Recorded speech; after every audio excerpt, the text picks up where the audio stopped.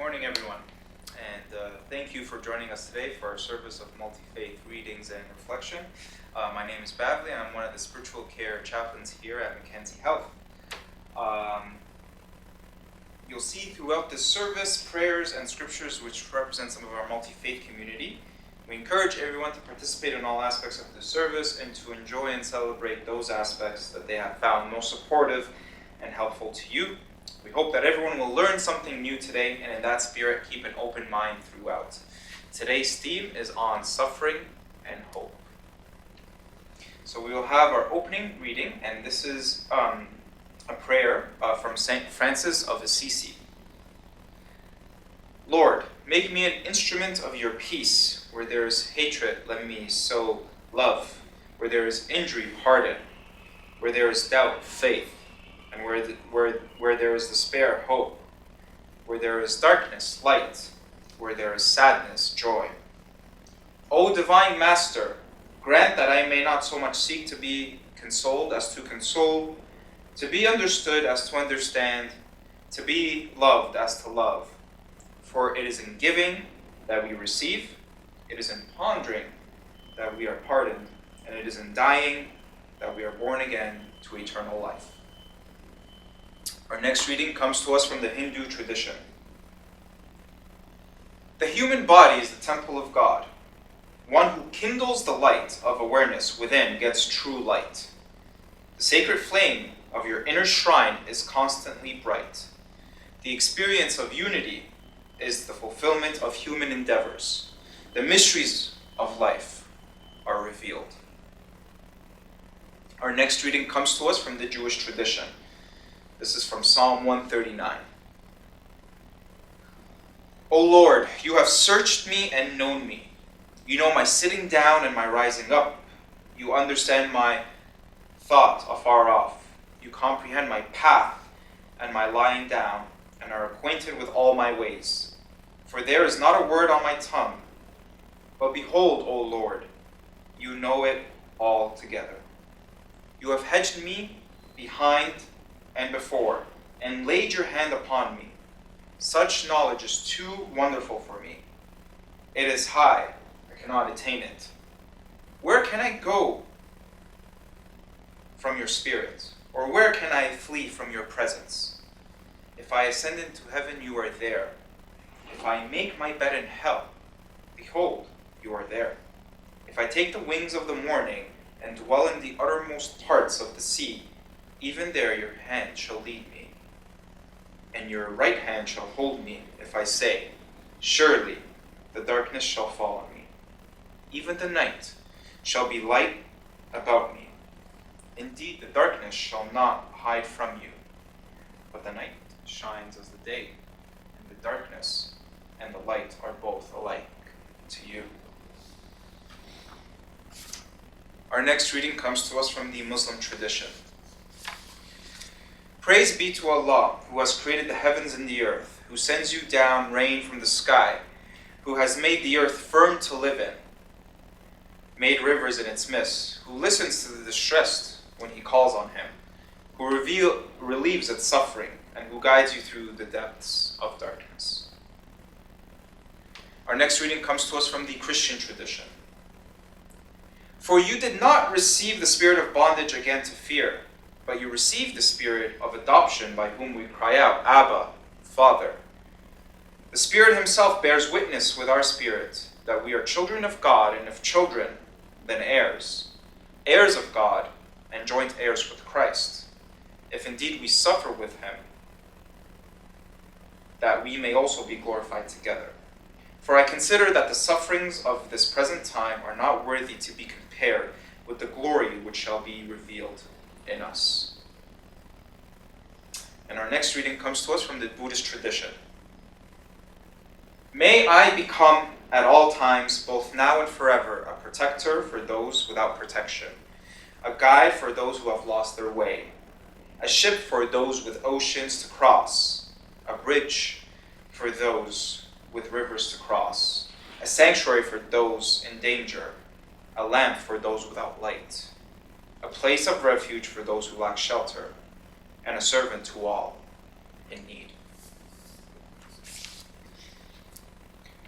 Good morning again, everyone, and thank you for joining us for today's service. As I mentioned before, our theme for today is on suffering and hope. So I want to recount a story to you. This was maybe about 5 years ago. So I was walking through the ICU in the waiting area, and there I locked eyes with this guy. And I thought to myself, no way, it can't be him. I haven't seen him in over 10 years. So what's the worst that's going to happen? It's going to be the wrong guy. I'll apologize and keep moving on. So I stuck out my hand, and he came and hugged me.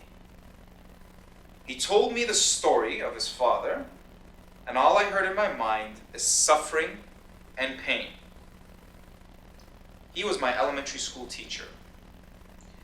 He was one of the teachers who had one of the biggest impacts on me, and I still remember him to this day. I still remember the car he drives, and I still remember all the things he would do for us. Fridays, we would either play Family Feud, Who Wants to Be a Millionaire, and he would always bring garbage bags full of candy. He was someone who had a big impact on me.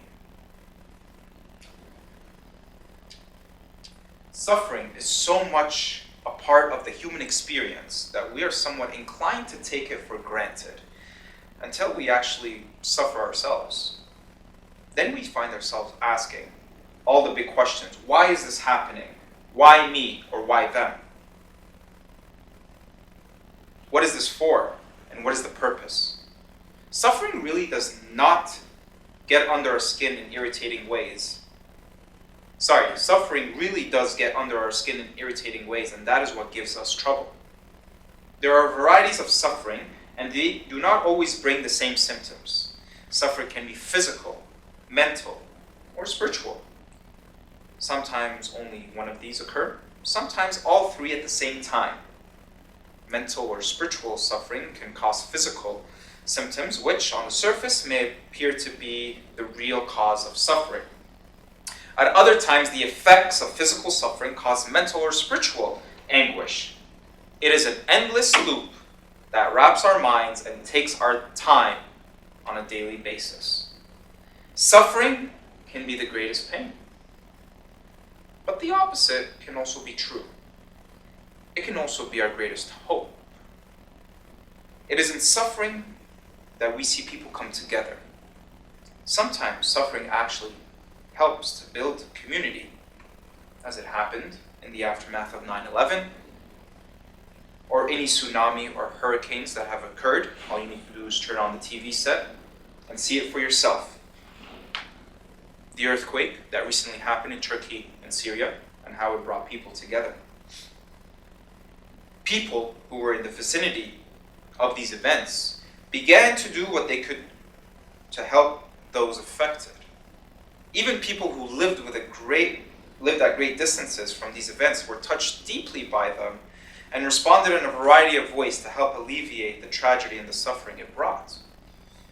Viktor Frankl, a 20th century psychologist and a Holocaust survivor, said that if there is meaning in life at all, then there must be meaning in suffering. It is that kind of response that Frankl spoke which begins to bring hope into suffering, even if it is impossible to find a satisfying answer to the questions that suffering raises for us, and especially for Viktor Frankl, who lived out in concentration camps. It always boggles my mind for someone like him to be saying that when he literally experienced hell on earth. Hope is found in how we handle suffering. If we allow the suffering we are experiencing to defeat us, to batter us down into submission, we will not find hope.